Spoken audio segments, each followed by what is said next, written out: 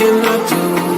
'Cause I'm just a sinking ship, and you're just a pair of lips that I've lost in the moment. All I want is for you to come back. Now I'm caught in the middle of love, and I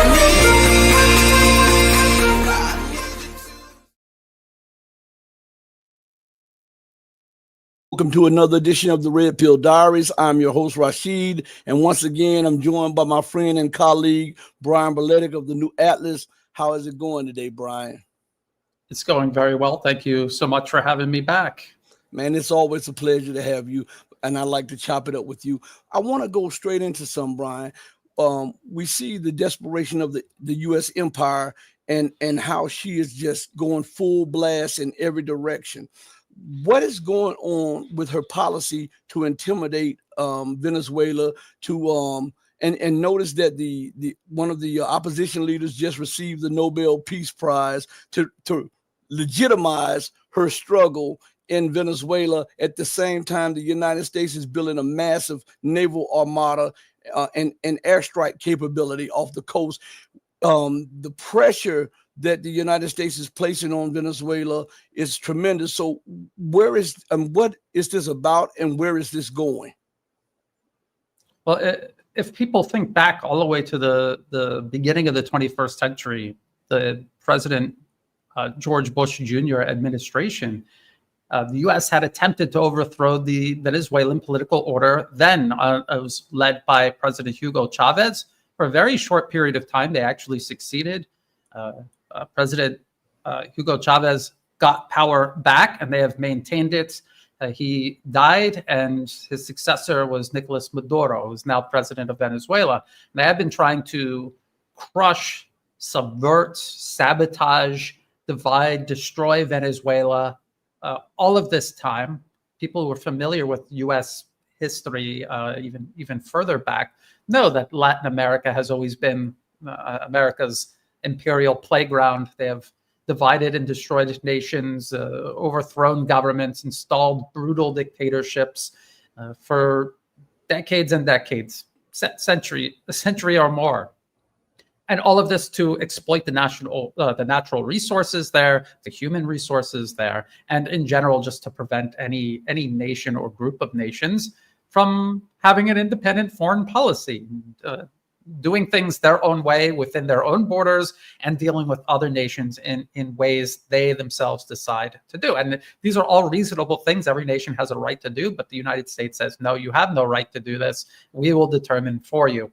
And this is the problem they have with Venezuela. Venezuela poses no threat to the United States in any shape, form, or way. People should think about what the pretext of the day is regarding why are we building up a military force to strike at Venezuela. The supposed pretext is Venezuela is flooding the United States with illicit narcotics. President Nicolas Maduro is a narco-terrorist, and we have to stop him from poisoning men, women, and children with these narcotics. President Trump himself on the White House's official website has talked about how in the first 100 days of coming to office, they have secured the borders and they have ushered in an unprecedented era of homeland security. So how are these drugs crossing a secured border and making it to these Americans that are supposedly being poisoned? I have no doubt that Americans are being poisoned by illicit narcotics, but that's because the border was never secured, and that's because the U.S. has no intention of securing it, and they have no intention of dealing with the actual narco-terrorists the U.S. itself has been running and working with for decades and decades. It has nothing to do with Venezuela. And I guarantee you, after they, if and when they overthrow the government of Venezuela, the drugs will still be a problem. But American people move on. It's been going on for decades. I was born and raised in America, was a problem my entire time in the U.S. I know people who are in America. I have family members still in the United States. It's still a problem. It always has been. It always will be, because they're not serious about fixing it. It has nothing to do. Yes, someone in the comment section said Colombia. If you asked an American before this even started, where do all these illegal drugs come from? A lot of them would say Colombia. They're obviously crossing the border in places like Mexico or along the coast, not Venezuela. So this is, again, this is a weapons of mass destruction style fabricated pretext for yet another war of aggression. One thing that I want people to be clear about is a war with Venezuela has nothing to do with the United States retreating from the world, coming back to the Western Hemisphere and carving out its sphere of influence. There's a lot of people who maybe floated that as an idea, especially many months ago. Now, I think a lot of these people have passed on that idea. Venezuela, and when you really think about it, just look at the entire globe as a game board. You have the United States, its unipolar world order versus Russia, China, Iran, I guess to a certain extent, the other BRICS members. They want a multipolar world order. They want a global balance of power. The U.S. wants all global power concentrated in their hands. The U.S. cannot fight Russia and China directly, so they are fighting these proxy wars and encircling and containing them. They also see all of these other countries around the globe as potential partners for the multipolar world, or as a potential extension of U.S. geopolitical power by politically capturing them and then using them as disposable proxies, just like they're using Ukraine or Israel or the Philippines right now vis-a-vis China. And so this is what they are. This is what they're trying to do. Venezuela is in the Western Hemisphere. It's much closer to the United States physically, and it's very difficult for Venezuela's allies and partners, nations like Russia and China, to come to their aid in a time of national crisis. And so it's low-hanging fruit, and it's something the U.S. can get done and check off its list. It has all of these other countries it's targeting for regime change. We just watched the U.S. overthrow the government in Nepal, right on China's doorstep. There was instability in Indonesia. There's a border conflict here in Thailand with Cambodia. A lot of problems around the globe. So the U.S. is working on all of this simultaneously. Venezuela is just the most recent flashpoint in a global war they are waging on multipolarism. So as we stick with Venezuela for 1 second, remember the United States had troops deployed supposedly in Colombia to fight drugs for 40, 50 years, and it only metastasized. And what do you say about the situation as they double down on this narco drug trafficking, so-called out of Venezuela, when and they're striking boats off the coast of Venezuela, and then Colombia comes out and say, hey, those weren't Venezuelans, those were Colombians, and then Trump doubles down and says, you're lying, those were Venezuelans, but the ally, the U.S., well, somewhat allied Colombia said, no, you're striking our people. I mean, why isn't it getting much coverage, and why isn't anyone talking about this? Unfortunately, and this is very unfortunate, Americans voted for President Donald Trump because I think deep down they want peace, stability, and they want to focus inward on their country. Unfortunately, from cradle to grave, Americans are deeply indoctrinated and conditioned. They vote for personalities. They don't vote for principles. They voted for President Trump because he was telling them things they wanted to hear. But first and foremost, they voted for this person, this personality, Donald Trump. And it's very difficult for Americans to admit, oh, this guy's lied to us. He duped us. And they don't want to admit that. And they'll say, well, even if he did dupe us, at least he's not Kamala Harris. And people on the other side do the exact same thing. They'll say, well, at least this Biden's bad, but at least he's not Donald Trump. And this is how they get Americans locked into this system of control. This isn't self-determination. This is a system of control that, first of all, distracts and divides Americans against one another. And it also ensures continuity of agenda moves forward. People might think that, well, President Trump was obsessed with this during his first term. There was a botched covert operation to try to overthrow President Maduro then. It failed, obviously. And so this is him coming back for unfinished business. But what people always forget, because you either support President Biden or you support President Trump. You're not really critically looking at what the other candidate is doing during their term in office. President Biden continued and added sanctions and was involved in political interference, trying to undermine Venezuela all during his term in office. President Barack Obama did the exact same thing from the Bush administration, openly trying to overthrow the government, to President Obama keeping the pressure on Venezuela. So this is continuity of agenda. They have been working on Venezuela. It's one of these nations. It's a real sticking point for the U.S. empire as a nation that is openly defiant, does not try to play a balancing act between its own best interests and appeasing the United States. And for that, they will be punished. The U.S. will punish them. And so people, they're not going to speak up about this. They think, if you're an American conservative, you think President Maduro's an evil leftist socialist. We don't even know what socialist means, but that's what Newsmax told me he was. And so he's a bad guy. Maybe we're not getting the whole story, but at the end of the day, he's a bad guy, and I'll stick with the president. And for Democrats or liberals, they're distracted with other issues. They just don't care about Venezuela because the controlled media that tells them what to think isn't making it an issue. And so it goes under the radar. And here we are. We're sleepwalking into another illegal war of aggression based on a very transparently false pretext.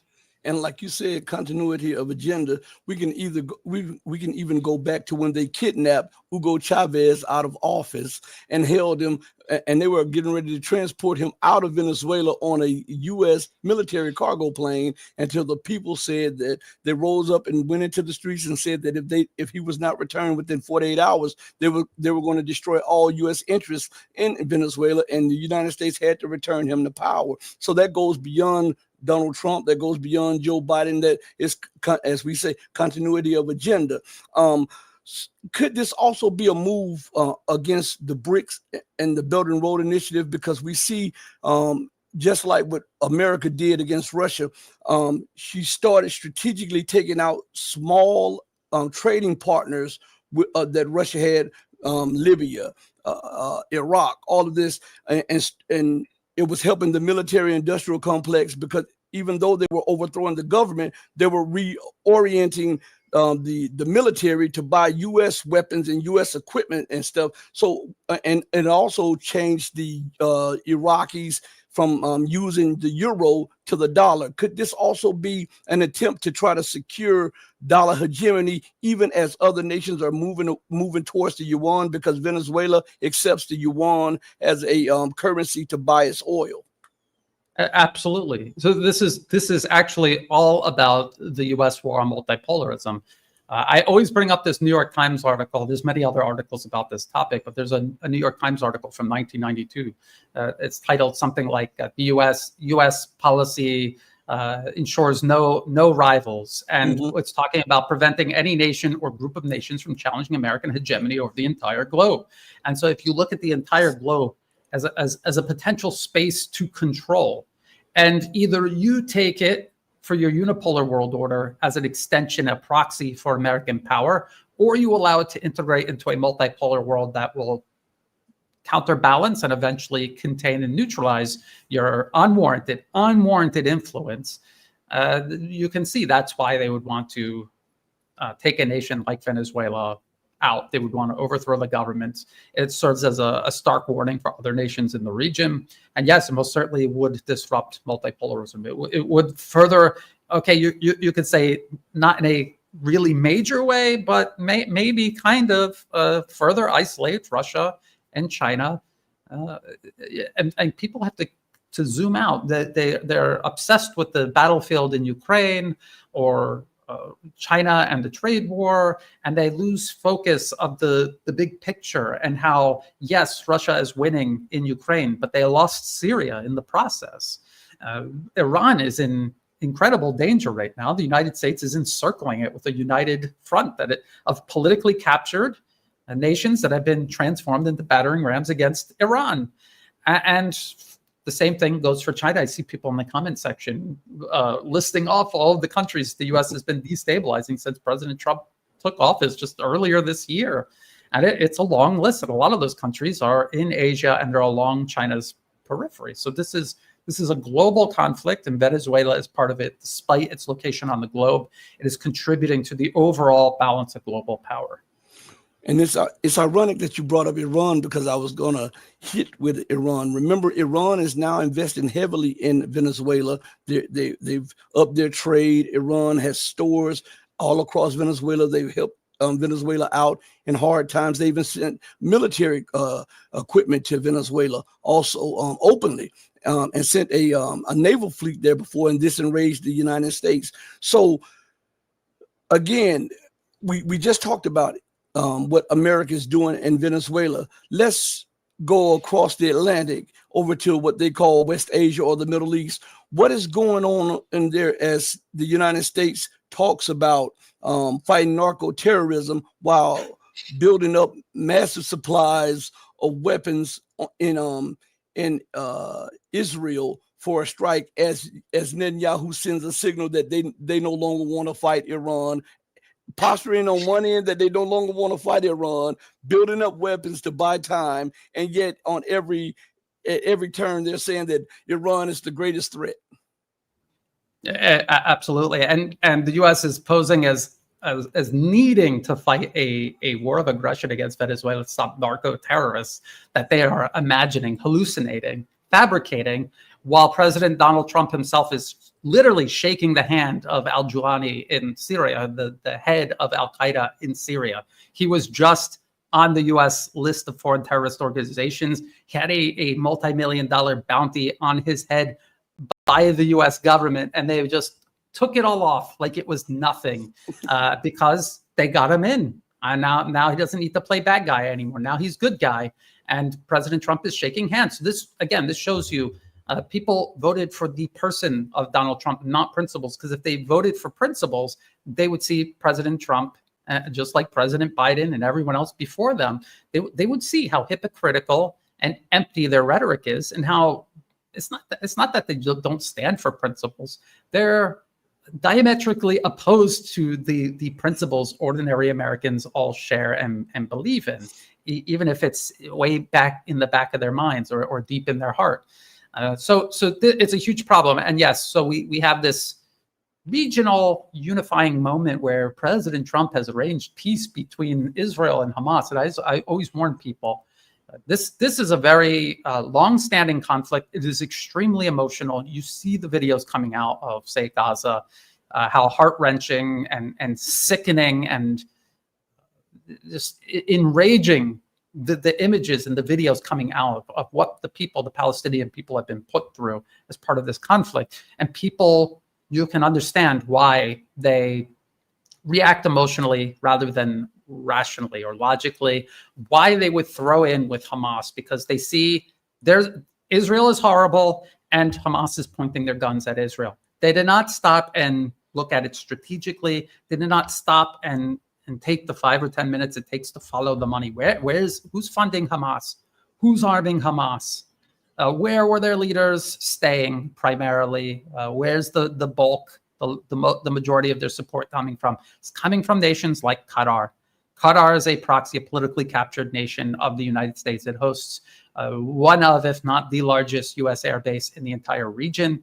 And the role Hamas plays as an extension of the Muslim Brotherhood is an extremist organization, an extremist force in the region that the U.S. can both use as proxies to destabilize or fight in areas the U.S. military cannot go, also as a pretext for the U.S. or Israel to go and fight, to militarize, to build up militarily, and then go in and fight. And this is what the Muslim Brotherhood and Hamas as an extension of the Muslim Brotherhood have been used for years and years. The Hamas, even during the U.S.-backed regime change war against Syria, they actually sided with the U.S.-backed terrorists, the Israeli-backed terrorists too, by the way, ISIS and Al-Qaeda. And so this is problematic. I understand why people reflexively side with Hamas, because the inhumanity they see taking place against the Palestinian people by the Israelis. But at the end of the day, if you're not following the money and actually figuring out what's really wrong,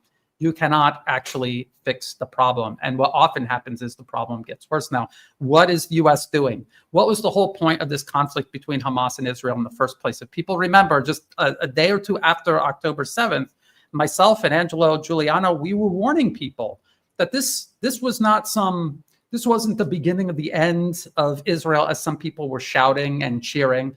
This was the beginning of the end for the Palestinians, first and foremost, but also a pretext for the US to create the conditions regionally to wage war against Iran and its allies more openly. And that is exactly what happened. As this was playing out in Gaza, we saw attacks, decapitation strikes against Hezbollah's leadership, taking out the absolute top leadership of Hezbollah. And we saw these successive acts of aggression against Iran directly, first by Israel multiple times, and then by the United States itself. And now that conflict is paused. And as you say, Rashid, they're gearing up for another round while simultaneously saying they want peace, which is what they said ahead of the last round of violence that people remember.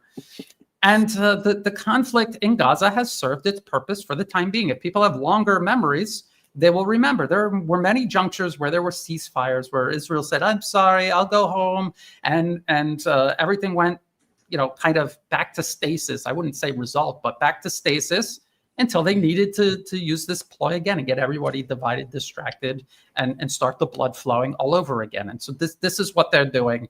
Unfortunately for the Palestinian people, it's maybe there'll be a temporary pause, which at least we could be grateful for that, but it will not last. This is not peace. Who actually thinks the United States or Israel is interested in peace? Who actually believes that? I don't care if you want to believe that, but who actually believes that? And I was thinking that with the pressure that the United States is putting on Venezuela, and the momentum towards the Israeli-Iranian conflict 2.0, no one is talking about Epstein anymore. No one is talking about all of those issues that Trump and his administration could not push away through propaganda. They could not sweep it under the rug. They couldn't do anything, and it took a assassination of Charlie Kirk to then unite a base that was split in half, and to give Trump legitimacy to move on to Venezuela and to move on to Iran. To me, this is a big smoke screen, and this is what I call Walt Disney, this illusion that is going on so that they can keep war going and to keep their base. Because remember, back in the days when the Monica Lewinsky thing went down with Bill Clinton, he took us to war a little bit also. So couldn't this Epstein thing that they have over Trump, couldn't this be one of the main reasons why he's trying to drum up more war and trying to keep the headlines off of Epstein Island and the pedophilia and what was going on? I mean, across Western elite, that is what's always going on. It's not, if it's not Epstein, it's some other circle of people abusing children, killing people, whatever it is that they're into in their private lives. It's interesting how this was an issue President Trump himself brought up and was using against the Democrats, his supposed opponents. And now that it's blowing back on him, he's not interested in anymore. But I would say that this is, I wouldn't say that it's a distraction. If these people are actually abusing children, that is a serious issue and it needs to be confronted. But what it's turning into instead is, again, just another distraction, just another point of contention where people are divided against each other and they're not focused on the most urgent issue, which is the U.S. is speeding towards world war. I mean, they're essentially fighting a world war in slow motion and through, if you want to call it hybrid warfare, instead of all out in the open directly. They have multiple proxy wars, subversion. They're burning countries to the ground through political subversion. It is essentially happening worldwide, and you could depict it as a war. And this should be our most urgent issue, and this is what we should all be talking about and uniting against. We should all be talking about peace and stability and the best interest of ourselves, our families, and our communities. This goes for Americans also. If you had you mentioned Charlie Kirk, I have so many people who hate him or love him, and all for all the wrong reasons. This was someone who was backed by a billionaire sponsor. He wasn't independent media. He was part of the establishment. And what did he literally go around the country doing? Stirring up trouble, stirring up anger, stirring up hatred. People said, "Ooh, he was talking, he would debate with anybody." What was the nature of these debates? Was there any point to it other than I'm right, you're wrong, we're better, you're not, these people are inferior, we need to get rid of them, they're the problem? Basically stirring up hatred, division, encouraging violence. You're promoting a war overseas. You might think, well, that's not like promoting violence here in America, but yeah, it is. You're promoting violence. There's violence and people dying. There's violence and people dying. This is what he was stirring up, and this is what he fell into and ultimately consumed him. And so this is a reflection of what American politics have become. It is all about division and distraction and preventing people from finding common ground. If you want to know if an American is actually interested in helping America, they will be building bridges and finding common ground, not pointing fingers and throwing rocks. And that's all you see on either side of the aisle, Democrat or Republican. Impossible to differentiate. And at the end of the day, as we always talk about, Rashid, is continuity of agenda. One prepares the next step for the other, and vice versa. And they, left foot, right foot, all the way up the stairs toward escalation, war, and empire. And that's what's going on. So, I don't know if I answered the question, but you're talking about President Trump and the whole Epstein thing. And yeah, anytime anything starts to stick, any issue starts to unite people, you will see them very quickly try to pivot, get everybody polarized and at each other's throats again. I think we've seen them do that multiple times in just a very short time too. Swazzer Productions just asked a question. He said, Rashid and Brian, did you hear the news about the Netherlands literally seizing a Chinese-owned semiconductor company? Could you address that, Brian? Yeah, so there was, let's see if I can find it. It's just I was just looking at it in Politico. Well, anyway, there was a Chinese, Nexperia. There was a Chinese semiconductor company, has a branch in the Netherlands, and the government essentially seized control of it, essentially. And they say the government will now make decisions for this company. The people actually running the company who own it, they don't get to make these decisions anymore. But who's surprised by this? Everything the United States has done to Russia, they will do to China. Again, this is all about maintaining unipolar hegemony. They're doing this to Russia already. They are working openly to also do this to China. So everything Russia and China have in the West will seize. They will take it away. They will not allow Russia or China to do business fairly in the West, if at all. And I constantly warn people about a coming blockade. We already see the US and Europe trying to incrementally work their way toward a blockade of Russian energy shipments. They've also been talking about this for years and years and years, blockading Chinese maritime commerce, everything, and energy going into China, products coming out of China. They want to stop all of this and strangle China, strangle its economy, collapse it, subordinate it, maintain Western hegemony over the world and over Asia.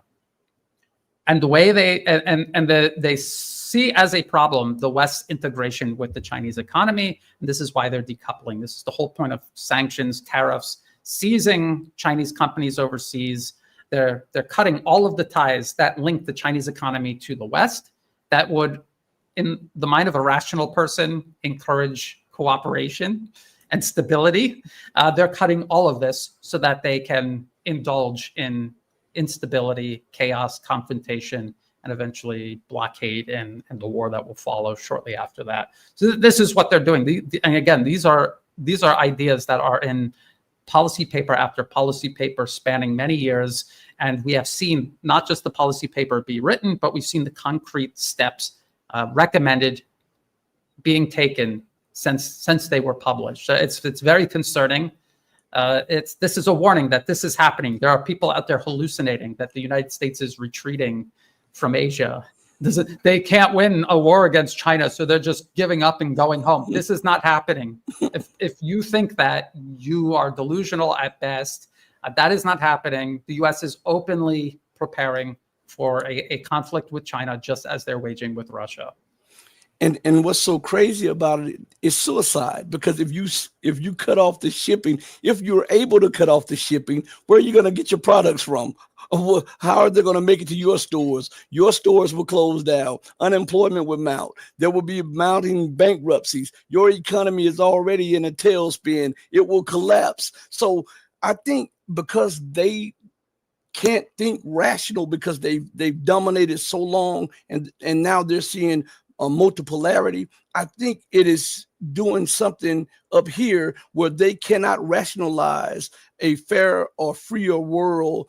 And so they're willing to blow up the whole system to keep anyone else from ascending to their heights or above. Do you think so, Brian? I think we've actually talked about this many times, Rashid. I think we've talked about how they would rather tear everything down and destroy it than accept a multipolar world where they're no longer, the hegemon of the planet. You have to think Westerners have dominated the planet for centuries, for generations, and they feel like this has been going on for so long that it's proof that they're inherently superior. And yet we see absolute irrefutable evidence that they are not superior in any shape, form, or way. China is catching up, surpassing the West in so many different ways. And it's not because the Chinese are superior, it's because we're all people. The Chinese people are focused on harmony, social harmony, unity, cooperation. They're working together as a nation. They're also working together with other nations. They're interested in doing business with other nations rather than this obsession with dominating everybody. And you see it when you're in Asia. You see how different society is, how different a society that's interested in coexistence versus being in the West in a society that is obsessed with, I'm stronger than you, and did you just look at me? I've had this happen to me all the time in the US. I've never had this happen to me even one time in Thailand, unless it was some white dude walking down the street looking for a fight.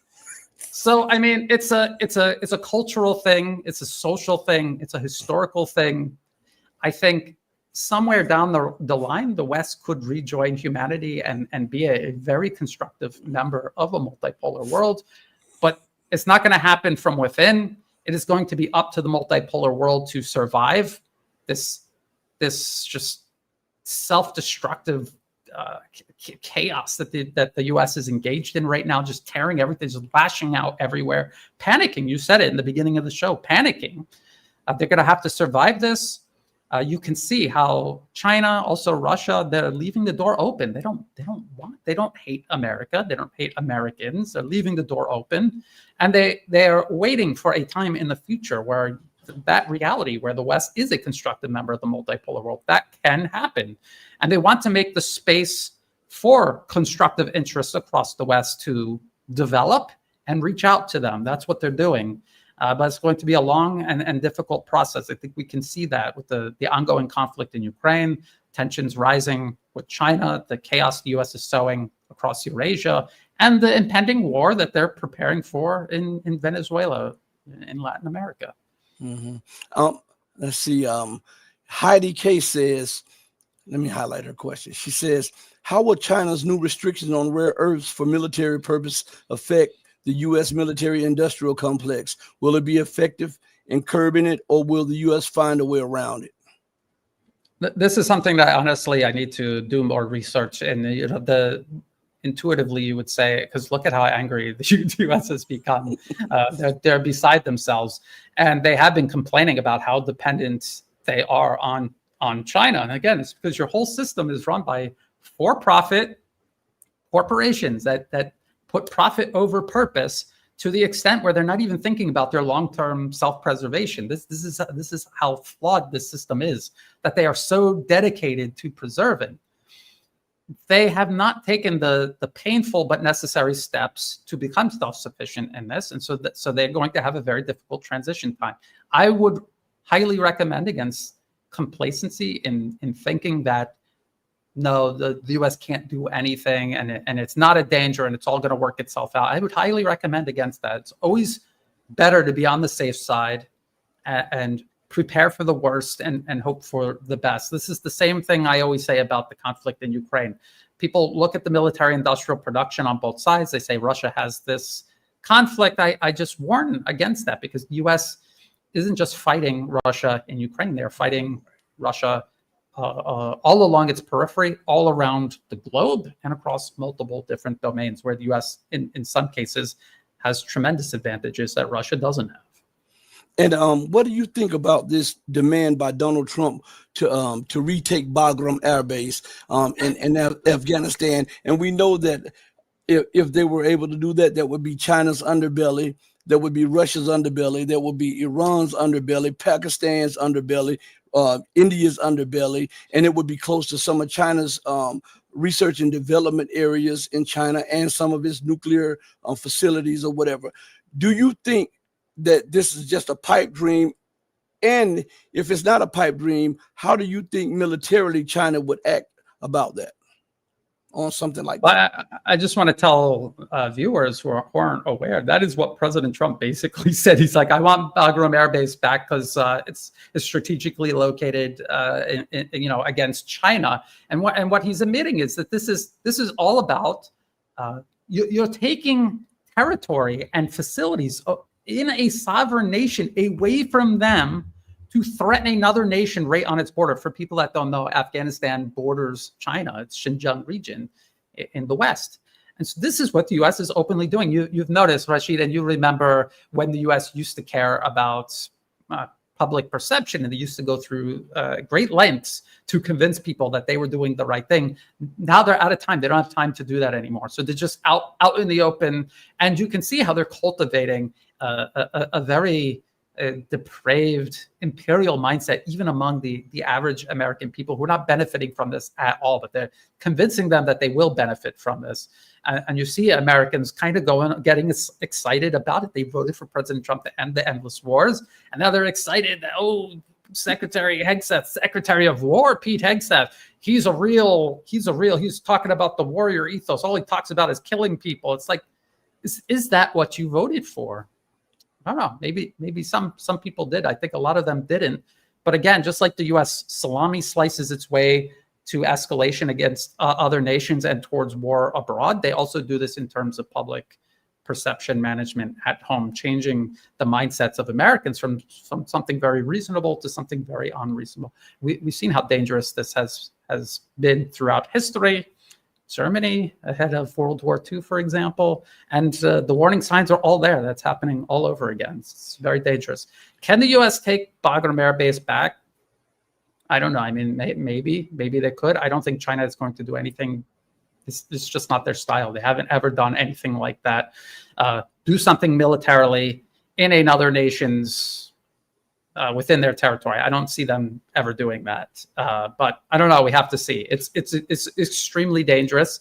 Is this for real? Are they really going to do this? Is this on their wish list, but just not practical? I don't know. We have to keep a close eye on it, though.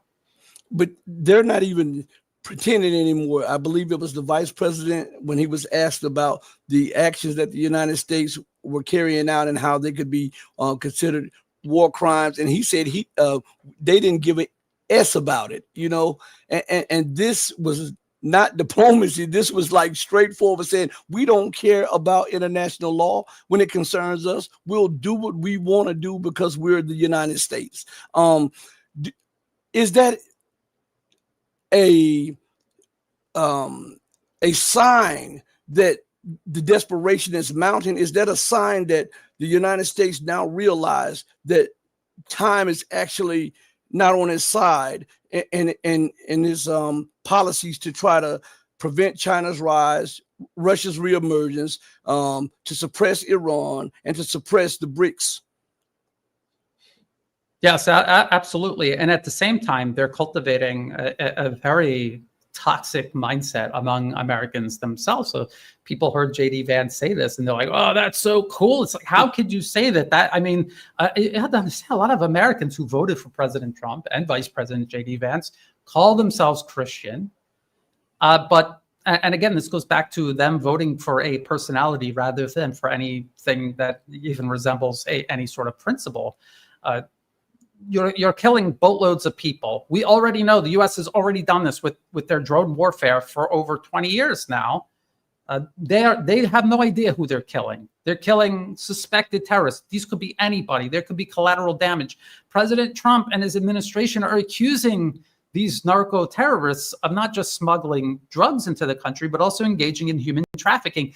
How do we know all those? Because there's a lot of people on those boats for smuggling just drugs. I mean, weight is money, and you've got what are all these people doing on the boat? Are these human trafficking victims that needed to be rescued, and you just blew it up and then you laughed about it? That's because you remember J.D. Vance was saying, oh, it would be a bad time to go fishing in the Caribbean, and people were laughing about that too. And it's like, what is wrong? Well, we know what's wrong with the people in Washington. They've always been wrong, but they are encouraging this depraved mindset among Americans themselves, and it will manifest in a horrible way, and it will blow back in a horrible way. I think people who are complaining about Charlie Kirk getting killed, I mean, he was contributing to a toxic, divisive, hateful, violent society. And it ate them up. And it's going to eat many more people up. And it eats people up every day that we don't put the flags at half-staff to honor or remember. Hundreds of people die from this all the time. Nobody cares unless it's someone that they know. And so, I mean, this is sliding down a slippery slope. This is what people have been warning about regarding the U.S., its society in general. The most fundamental things that need to be fixed if you want a great country, if you want a great country that is stable, peaceful, prosperous, strong militarily, that does not face any threats externally, you have to fix your society. You have to look in the mirror and look at your society honestly and say, is this where we need to be to achieve these things, or have we really wandered off the path, and we have a long way to go? And I don't think Americans are asking this, and they're being manipulated by the media. They're not even thinking about who these people are telling them these things that they're just repeating without even thinking about it. I've talked to Americans about the impending war with Venezuela, and they said, how, just like I mentioned earlier, how could Venezuela be flooding American borders with drugs if one of the first things Trump did was secure the border? And you can tell the Trump supporters didn't even think of, they never thought about that. They never stopped and asked, wait a minute, you're right, that doesn't add up. And even when you point it out to them, it goes back to, I voted for a personality, Donald Trump. I didn't vote for a principle, and I'm not going to acknowledge that this doesn't add up. And they'll just continue falling in line. It's just a tragic law of human nature that they have perfected exploiting. So when we look at the American system, before we talk about what's going on in Russia, one of the main things that America, and I think the scholars miss, is as we look at the degradation and the decline of the American empire, one of the main pillars of American empire and success is education. The dumbing down of the American educational system and the defunding of America's educational system is like putting a ticking time bomb to the very foundation of America. And if you look at it, it is education, proper education, that guides us and civilizes us, and that instructs us. And we can see that we don't have the proper education, because if you walk down the street, you see savagery everywhere. And it's a reflection, it's a microcosm of the savagery we see in U.S. Global policy also. So that stands at the base of the fall of America. If they don't reflect within, they cannot stop this. There's an old African proverb that says, if there is no enemy within, the enemy without can do you no harm. And so the enemy within, they can always find money for war, for work, research and development of destructive weapons, for color revolutions. They can't find money for veterans that have served. They cut their pensions, they cut everything. They can't find money for Head Start. They can't find money for education. They can't find money for debt relief for the future scholars, politicians, leaders, generals, scientists, architects of the future. This is what is helping to bring down the American empire, because without proper guidance, without proper education, we are left with nothing but savagery. And it is evident right now. What do you say about that, Brian? It's a really good point. And the problem all empire throughout history faces is there's a trade-off. You have a highly educated and skilled society. They're going to hold you accountable. They're going to figure out what you're doing, and they're going to hold you accountable. And you're not going to have impunity, the sort of impunity that the small handful of people that dominate America politically, economically, and financially that they have right now. They wouldn't be able to acquire that you could have power and wealth and still be held accountable by the public. Look at China. That is what's going on there. People think there's no protest there. They have no way of holding the government accountable. They do answer to the people. And this is why China is on its way up. And as you pointed out, why America is on its way down. You made this trade-off where you're not going to allow these people to get the education, the tools that they need, maintain the institutions they require to balance power within the country and hold people in power accountable. Okay, you have total impunity, but now you're looking at, now China's on the rise, Russia's reemerging. Russia has a smaller population than us. They have as many STEM graduates as we do. China has many times more STEM graduates. We need to educate our people, and we don't even know where to start because we've allowed it to unravel to such a degree, again, to make it easier for us to divide and control these people. Now we need them to do these difficult things that require education, and we don't even know where to start to do that. And I don't think they have any intention of seriously solving this. And what a lot of people missed was when President Trump was talking about reindustrializing the US, he had no real plan to do that. And if you looked at the plan, it would never work. If you want to reindustrialize a country, like you say, you need education, you need to invest in infrastructure, you have to look at the industries themselves and encourage purpose over profit. And the US wasn't going to do any of that. What they are doing instead is leaning on politically captured nations like Germany, South Korea, Japan. They're even getting Australia in on it. And they're going to use the human resources there, which maybe hasn't unraveled to the extent they have in the United States. And they will use that. They're talking about expanding shipbuilding. Not expanding shipbuilding significantly in the US, not the way things are right now. And what they're actually really doing is planning to use South Korea to do that. So they lied to the American people about reindustrializing.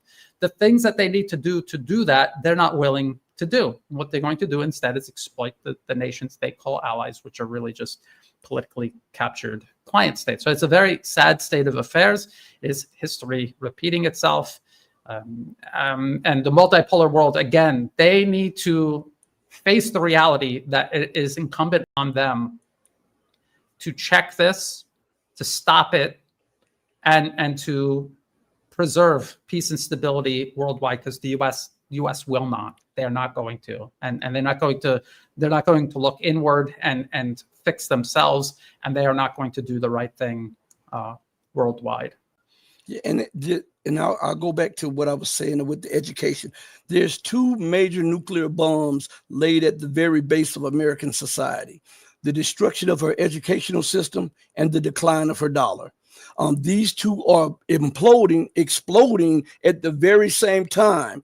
So it is hard for the American empire to maintain her sway. This is why she is lashing out everywhere. I like to say that she likes to throw stuff up against the wall to see if something is going to stick. And if it doesn't stick, she throws something else up against the wall. Anything to buy time for the empire except the right thing to do, which is self-reflection. It's always someone else's fault. It's like a kid. It's never my fault. It's always your fault. It's your fault that we have unemployment. It's your fault that our industry left us. It's your fault that our educational system sucked. It's your fault. It's never the politicians are 6-year-old kids. They never are adult enough to say, hey, maybe we can attract more bees if we have honey instead of to poop.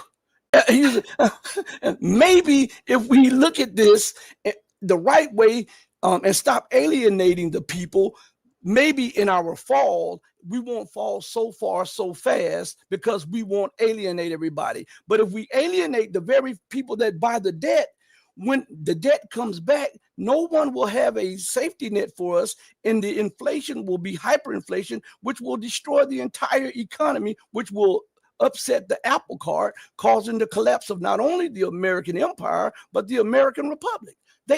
They can't do self-reflection like that. And why do you think they have become inebriated on the power that they used to have and the influence that they used to have? And this is fogging their brains up where they cannot do honest self-reflection.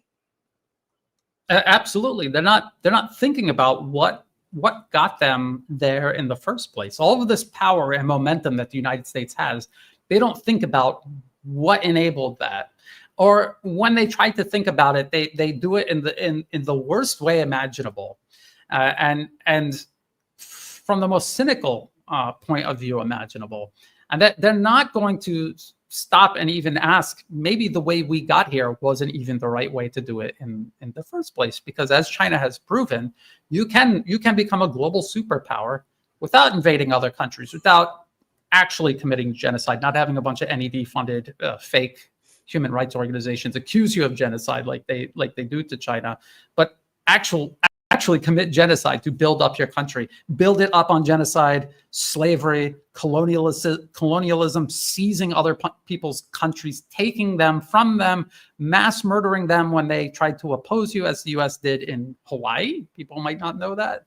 Or even the Philippines. The Philippines were literally a colony of the United States until 1946. And the Filipino people attempted to fight a war of independence against the US, and the US mass murdered them and turned them in concentration camps, tortured them, and just killed them in huge numbers. And so this is how the US got that power and momentum in the first place. They're not going to question that. In some cases, they're very proud of that. They just think, well, we're so big and strong, we could do, might makes right. This is part of the ruling class mentality. And they're not interested in looking at other ways where they could achieve this. They don't care about win-win. It's a whole mentality, and it comes from generations of this mentality. And like I said, you're not going to deprogram these people. They're handing it down to the next generation of ruling elites, and it's just going to continue until people elsewhere stop it, unfortunately. Well, as we transition to the Ukrainian crisis, I look at Trump and I see him doing everything that he was talking about Biden, and he was down in Biden but he is up in the ante with it. And he said Biden could push us into World War III with the stupid antics and policies that he's putting. And now he is talking about giving tomahawks. And I want to read something to you, Brian. Then I want you to expand on this. This is from RT, and the article is titled "Ukraine to Get Tomahawks If War Not Settled" from Trump. And it says the U.S. president has admitted that sending the weapons to Kiev would be a step of aggression towards Russia. U.S. President Donald Trump has said he could talk to his Russian counterpart, Vladimir Putin, about Washington's threat to send long-range Tomahawk missiles to Ukraine. Speaking to reporters on Sunday, Trump stressed that Ukraine would like to have Tomahawks, but that he could discuss the issue with Putin. I might say, look, if this war is not going to get settled, I'm going to send them Tomahawks, he said. The U.S. leader admitted that supplying the missiles to Kyiv would be a new step of aggression. Stop right there.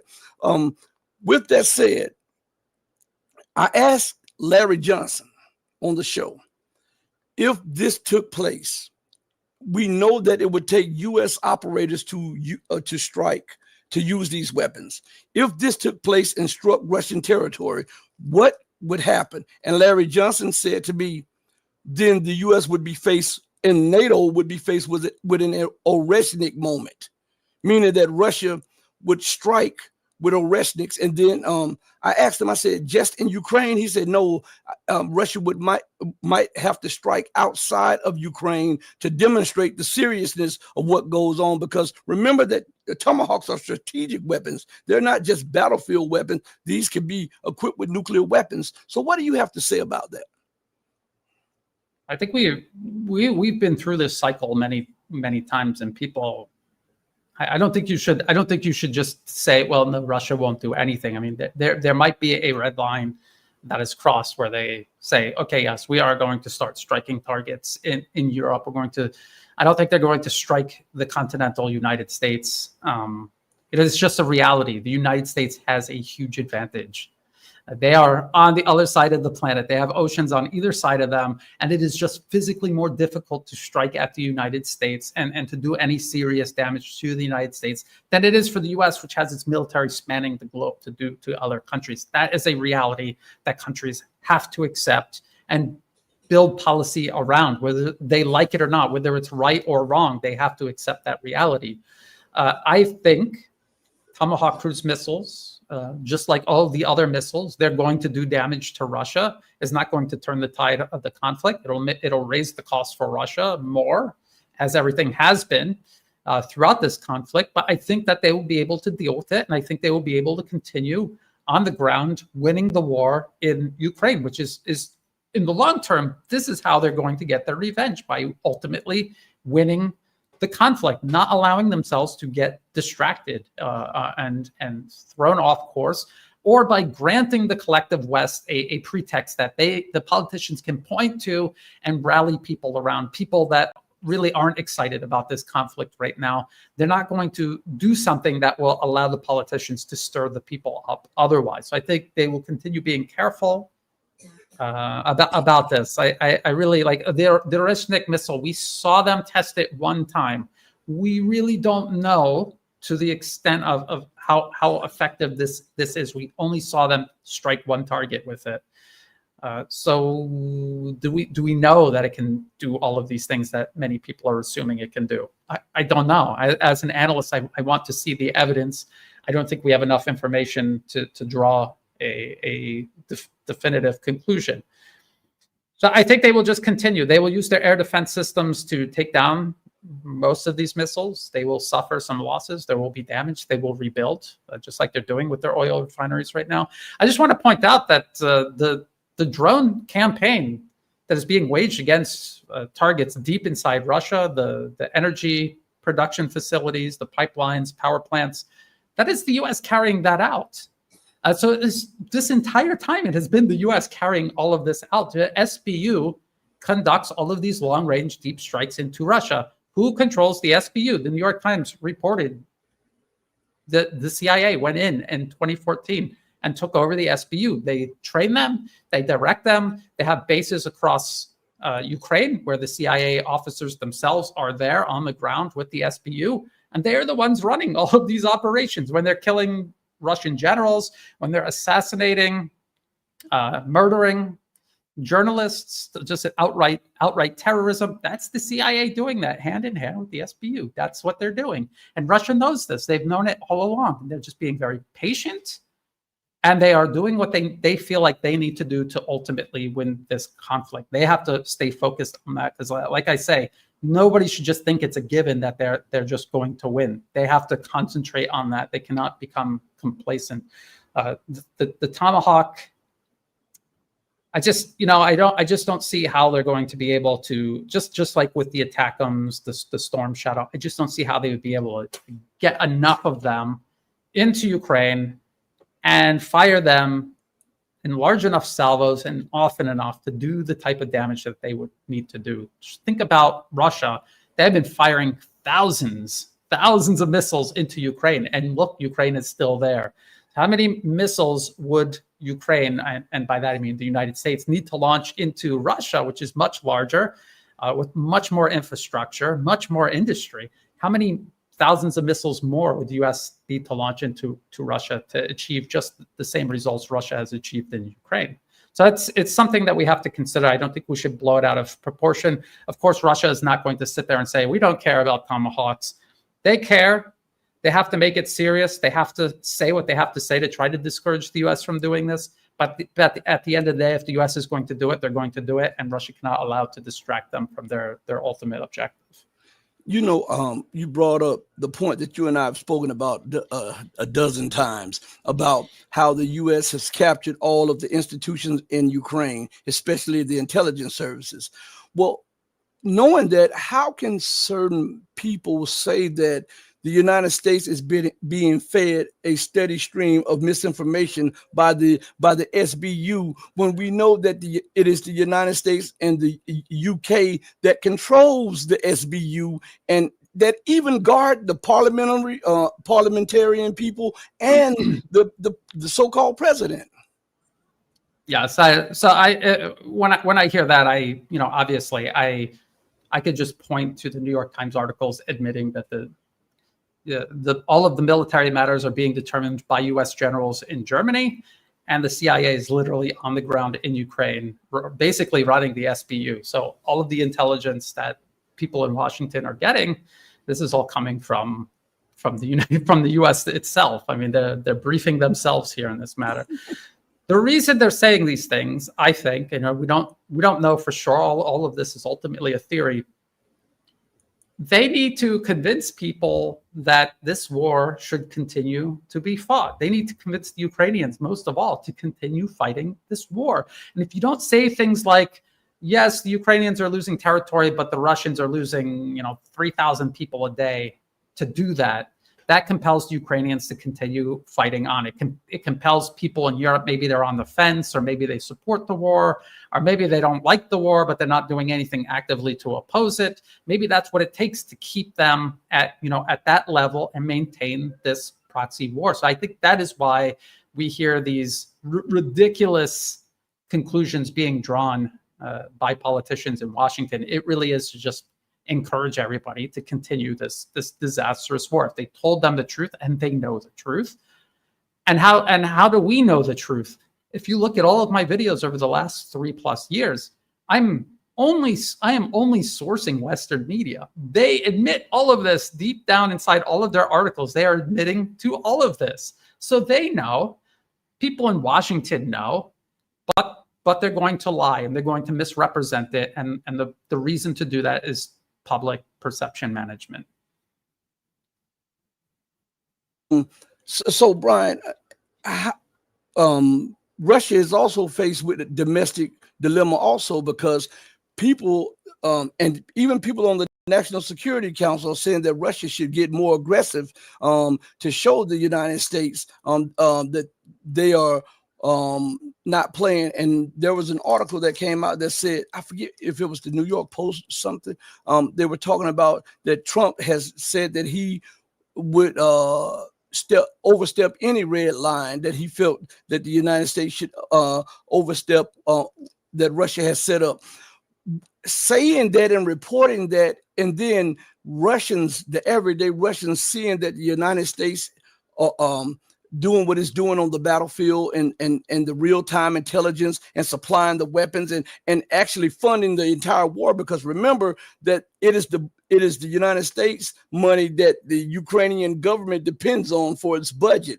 So pretty soon pressure builds. If you don't have a release valve, even for Vladimir Putin and his administration, then the people will say, hey, we may be winning the war, but why do we have to take this on our territory? Let's put something back on their territory. We are a respectable global power, and we cannot always allow them to be able to do something to us without us doing something back to them. Do you think it's reaching that point? Because I watch some programs, and I hear that rumbling sometimes of people saying that, hey, maybe we should strike outside of Ukraine just to let them know that you're going a little bit too far now. There's always going to be sections of any population that are always demanding more. And I guess ideally, if you had to pick, you would want people overall demanding that you do more, rather than being upset about what you're doing right now, that you're doing too much and we shouldn't be doing this in the first place. So it's a good place to be, where if your society is demanding that you escalate further, rather than people being upset about where they are right now. So I think that's deliberate. I think it's carefully managed. You would hope that they were carefully managing this. They understand that people are frustrated with this. I think Russian people in general are very different than Westerners. People in Asia are very different. They get angry about these things, but in the back of their mind, they understand the virtue of patience and how important it is. And at the end of the day, being patient and waiting out all of this is ultimately in their best interest. And I think at the end of the day that will win out. And I think that's what they need to do also. And do you think the United States will continue to escalate? Because to look at what is going on, this is not an L just for Ukraine. This is an L for the U.S. empire and all of its proxies and its war proxy, which is NATO and the European Union. So with what Russia is doing, Russia is killing 20 birds with one stone. Do you think that the United States will willingly allow for this to take place?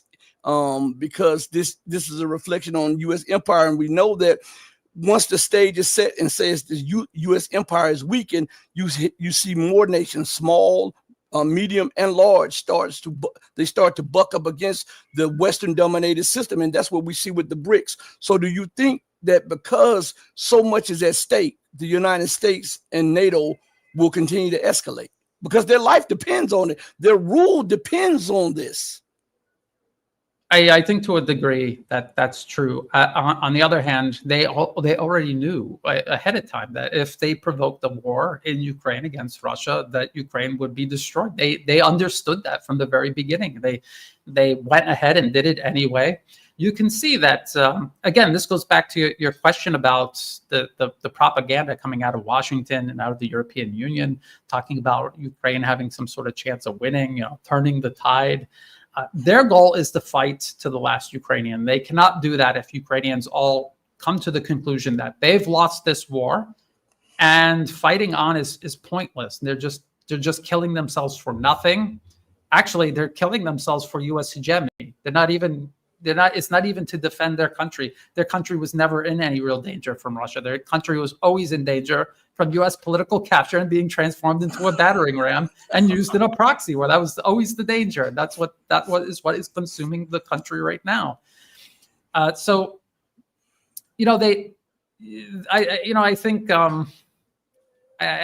they understand that.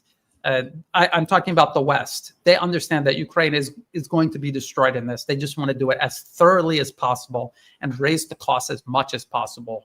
For Russia, if they feel like they're maybe cracking Russia's economy a little bit by striking refineries, they think they're having success with that, and they're talking about tomahawks to try to expand the number of refineries. You have to understand, you hit a refinery today, a couple of weeks from now, they will repair it. And so people are just adding up all of these strikes. So like they hit 32 out of 68 of the refineries, as if all of that taking place over several months, as if all of those refineries are permanently damaged. They're not. They repair them.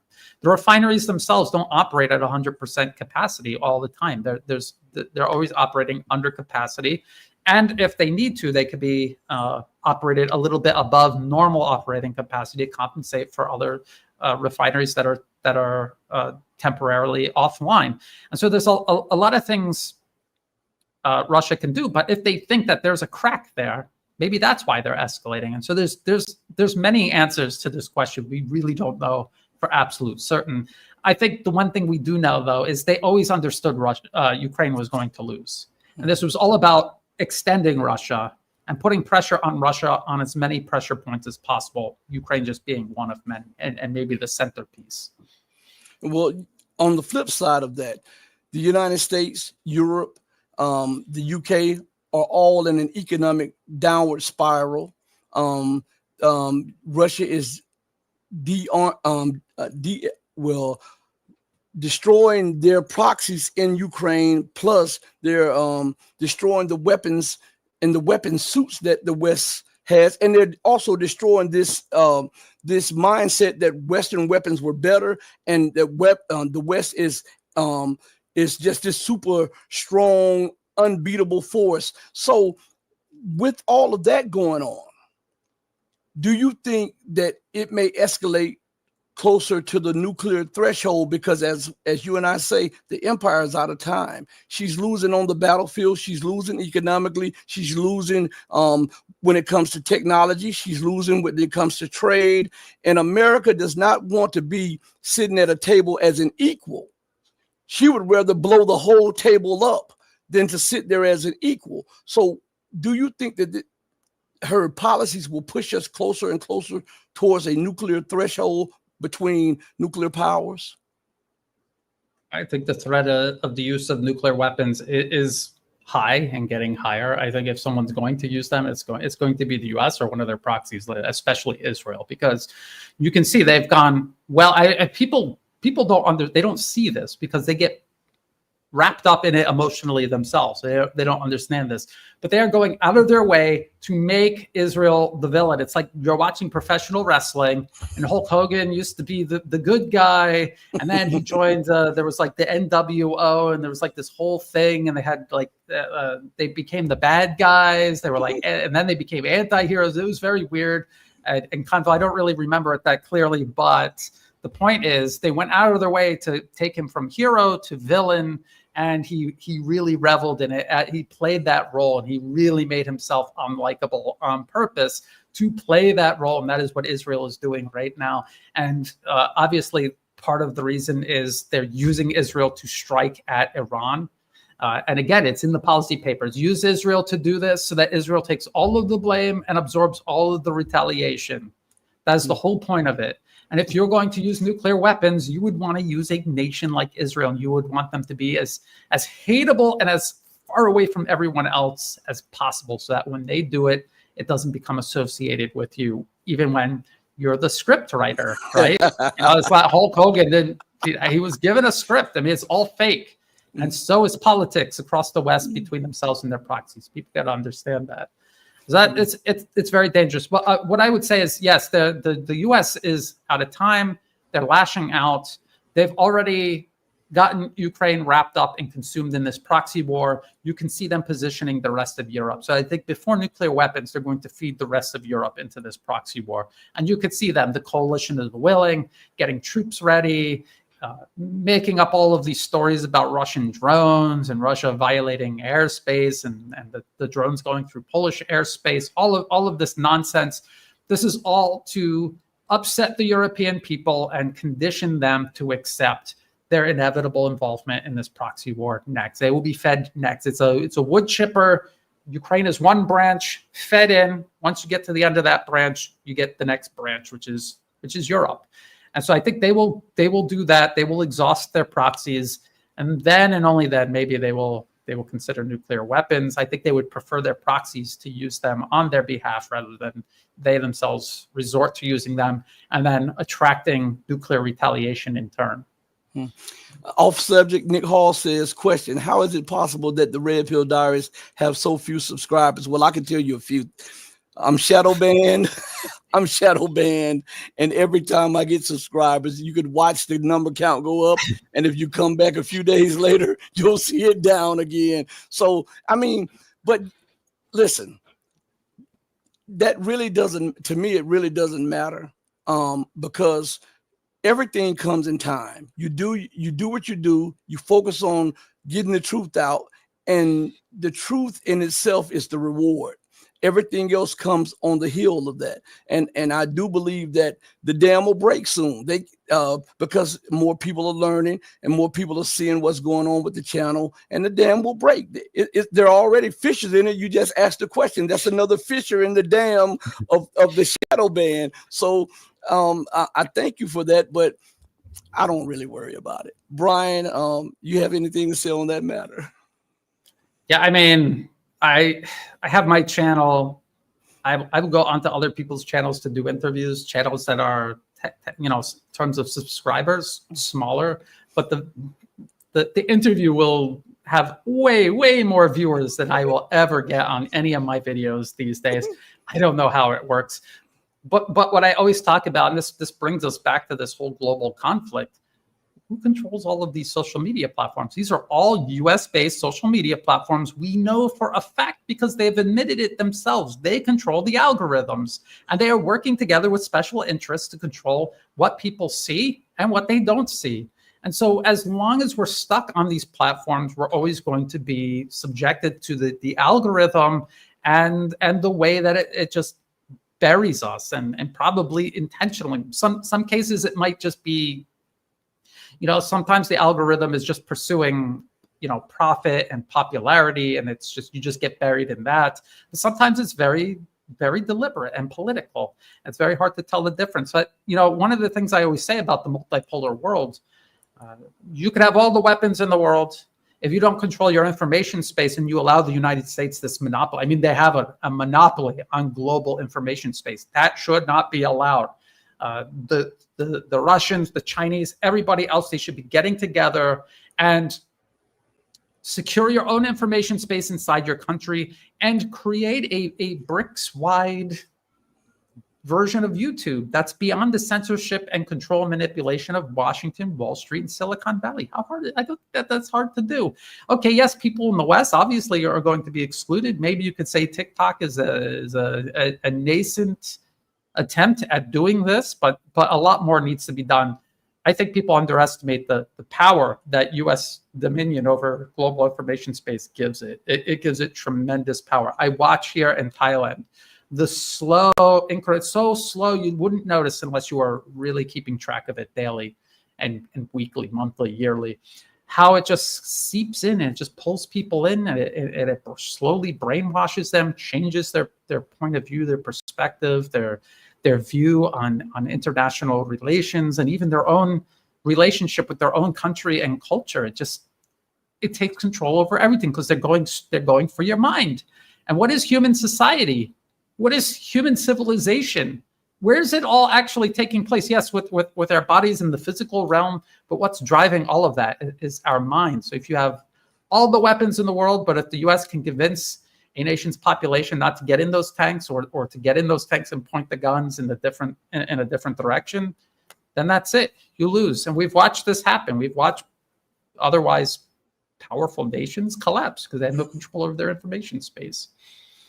So, Brian, let's take a couple of questions. For those of you who are watching, before we end the show, if you have any questions for Brian, please put them in the comments real quick so that we can go through and he can answer them real quick for you guys. So while they're putting them up, Brian, so how is it going on the Thailand border? Because I know that the United States was manufacturing this friction there. So what's going on there? Has it died down some? It's still a point of contention. The Cambodian government has, everyone keeps saying that it's, they're allies with China, and China did invest a lot in Cambodia. There's no doubt about that. But the Cambodian government is run by Hun Sen and his family, and they're interested in they and themselves, and they don't really care about the rest of the country, and it shows. If you've ever been there, it shows. And they were taking Chinese. What happened was Hun Sen was getting old. He's been the leader of Cambodia for decades. He's getting old, and he was getting ready to hand over to his son. And the U.S. for a brief time, they had the NED inside Cambodia building up the opposition, and they wanted to get their sock puppet into power, and they failed. Hun Sen stomped it into the ground, jailed them, caused them to flee. And so the U.S. is like, all right, well played. We tried. Haha, you got us. Now we'll do business with you and your son. How's that? And Hun Sen said yes. And so that's what they're doing. His son was educated in West Point. It's very pro-American. And Cambodian policy has shifted very, very close to the United States, especially military cooperation. And then in Thailand, Thaksin Shinawatra, this billionaire, he's been working for the Americans for decades, and his daughter was prime minister. And so they worked together to cause this border conflict. The Thai military was dragged in and ended up in this fight with the Cambodian military. And then when it was over, or at least it paused, They ousted Thaksin Shinawat's daughter, Thaksin himself. I think he's in jail. Right? I'm not sure. He's in jail or he's got an ankle bracelet thing in his house, something like that. And so they were put on notice in essence. And so now Cambodia is stirring up as much trouble as possible on the border, and Thailand is trying to play the long, patient game and avoid provocation. And again, why is the U.S. doing this now? It's doing this now because it's trying to turn Asia into what it has already turned Europe into, a united front pointed at Russia. That's what Europe has been turned into. They've got the Middle East, they're turning into a united front pointed at Iran. And now they want to take Asia, destabilize it, cause chaos, and if they can, capture nations and point them as battering rams against China. So that is what's going on. Again, they were destabilizing Indonesia. They toppled the government in Nepal. They're working on this border conflict here with Thailand and Cambodia. And really, it's a tragedy, because if you've ever been to I've been to that border region, Thai people and Cambodian people get along real well. There's people living on both sides of the border.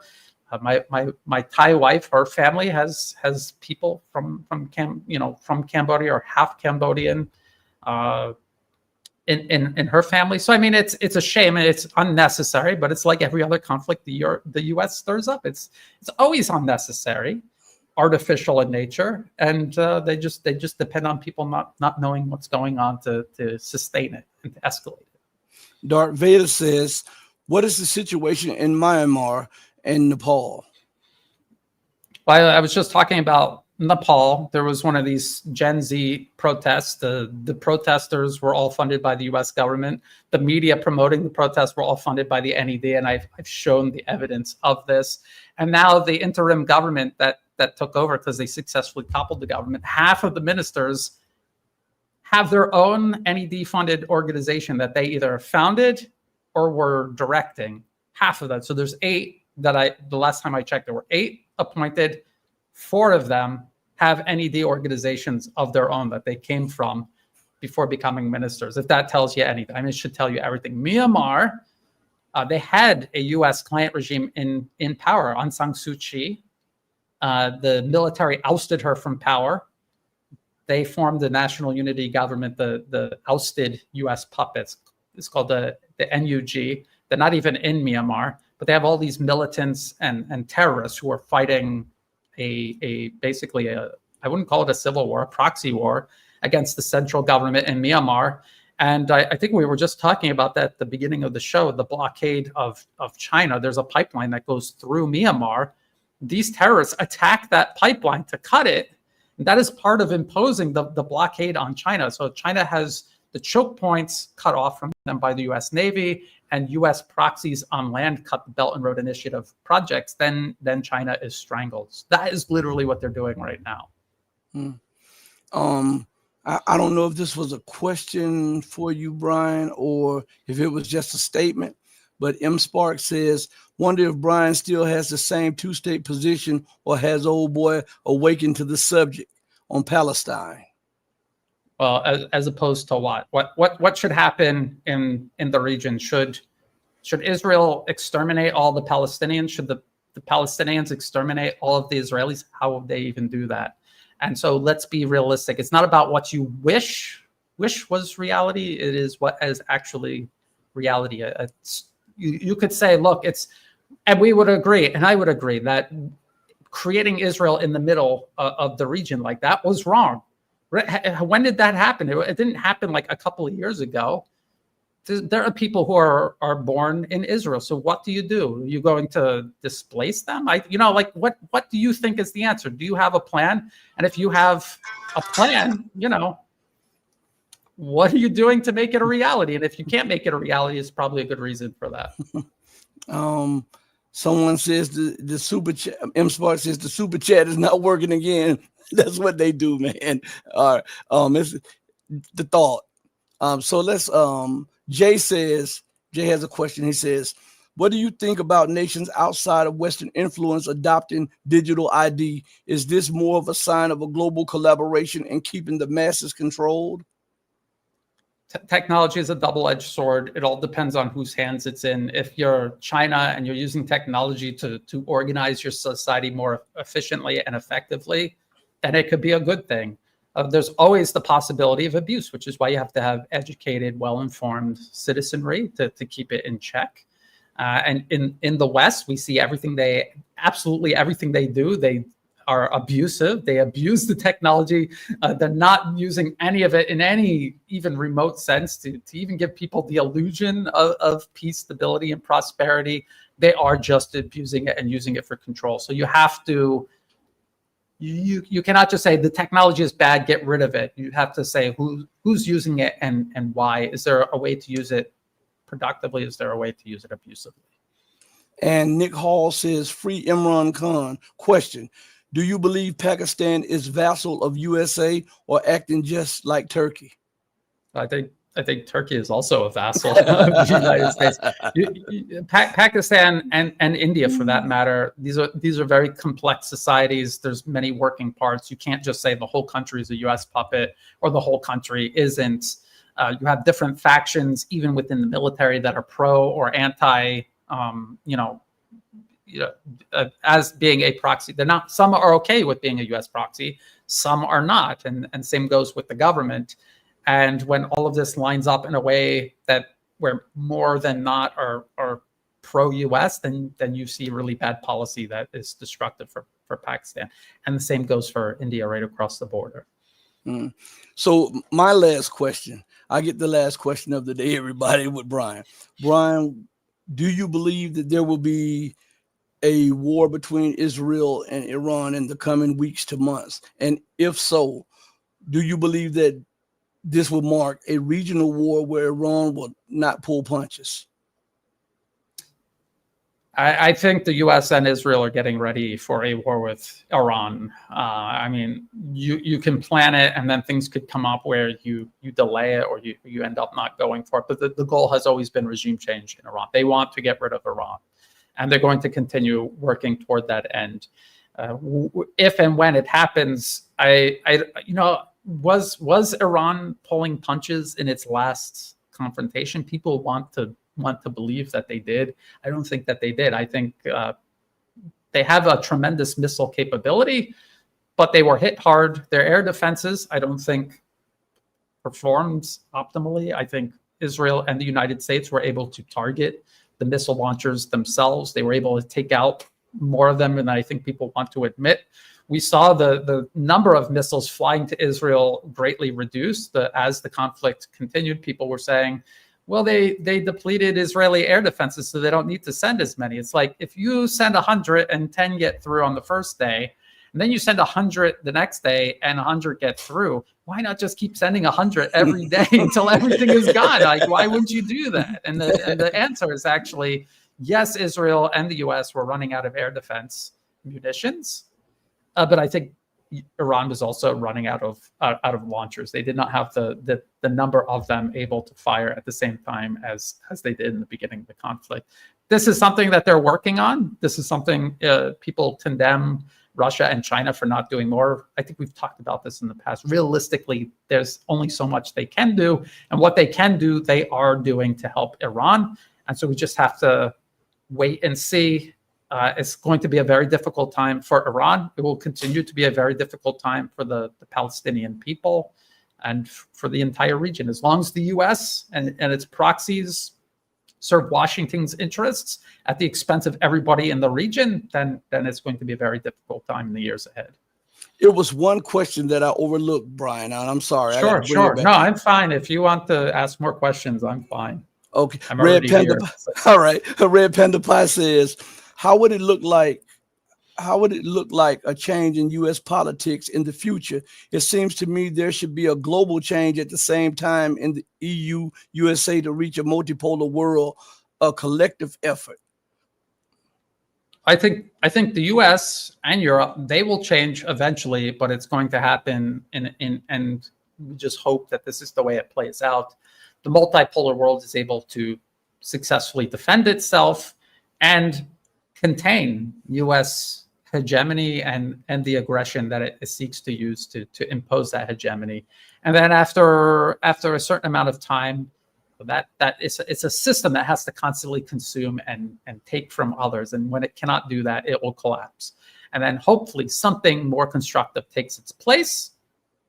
And maybe as a condition of working with the rest of the world, so they have to be constructive and work with the rest of the world. And let's hope by that time, nations like China and Russia have risen to such an irreversible extent that there's nothing the U.S. can do, even if they do change their mind, decide not to be constructive again.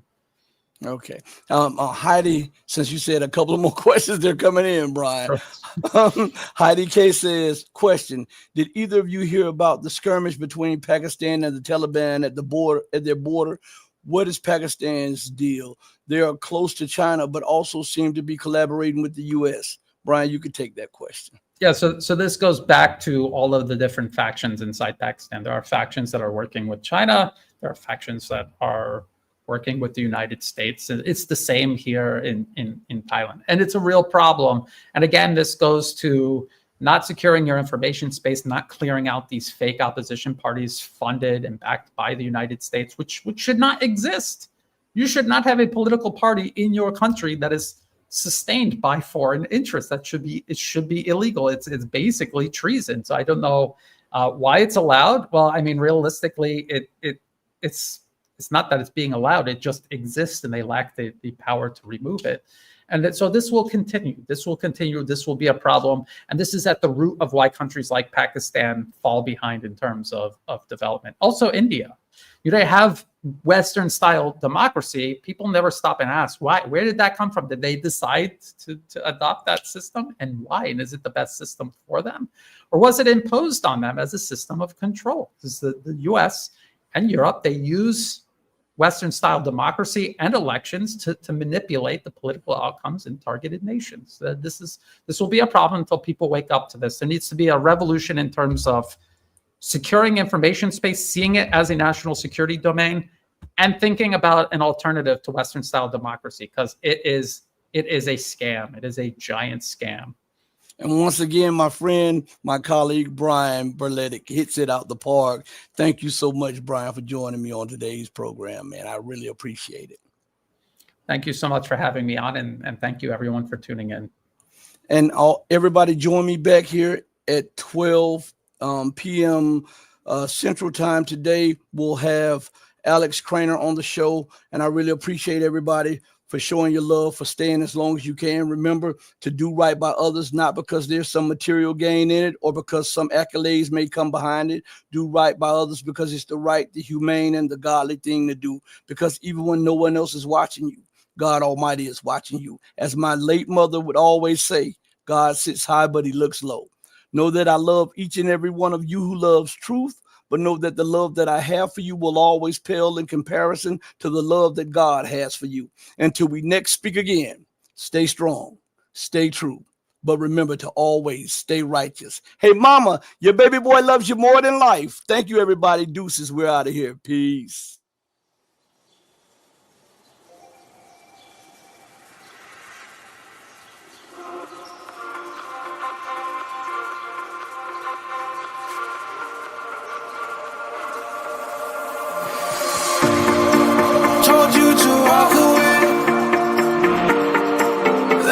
My first and last mistake.